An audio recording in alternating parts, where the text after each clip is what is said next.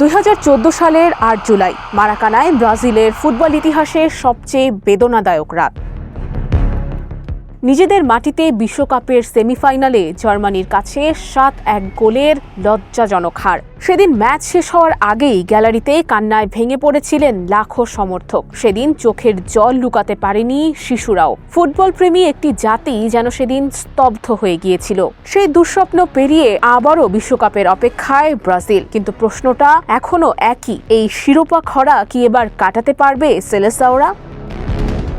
সর্বশেষ 2002 সালে Ronaldo, Rivaldo ও রোনালদিনহোর হাত ধরে বিশ্বকাপ জিতেছিল ব্রাজিল। এরপর 2006, 2010, 2014, 2018 ও 2022 প্রতিটি আসরেই শিরোপার স্বপ্ন দেখেছে তারা, কিন্তু শেষ পর্যন্ত ফিরতে হয়েছে হতাশা নিয়ে।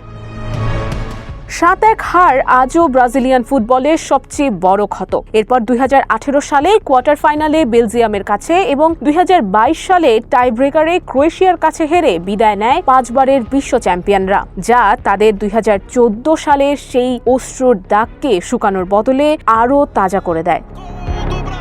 আশার কথা হলো নতুন প্রজন্মের তারকাদের সঙ্গে অভিজ্ঞ ফুটবলারদের সমন্বয়ে গড়ে উঠেছে এইবারের হেক্সামিশনের শক্তিশালী দল। আক্রমণ, মাঝমাঠ ও রক্ষণ 3 বিভাগেই রয়েছে ভারসাম্য, তবে উদ্বেগও কম নয়। সাম্প্রতিক সময় ধারাবাহিকতার অভাব, বড় ম্যাচে চাপ সামলানোর সক্ষমতা এবং ইউরোপিয়ান শক্তিগুলোর বিপক্ষে পারফরম্যান্স নিয়ে এখনও প্রশ্ন রয়েছে।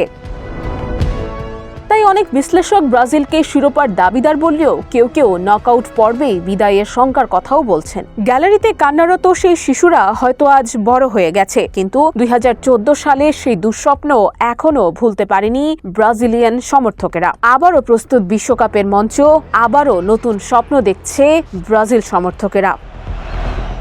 এবার কি সেলেসাওরা জিতবে সেই কাঙ্ক্ষিত শিরোপা, নাকি অপেক্ষা আরও দীর্ঘ হবে মিশন হেক্সার? সেই উত্তর মিলবে মাঠের লড়াইয়েই। নুসরাত অনন্যা, ডেস্ক রিপোর্ট, দৈনিক এদিন।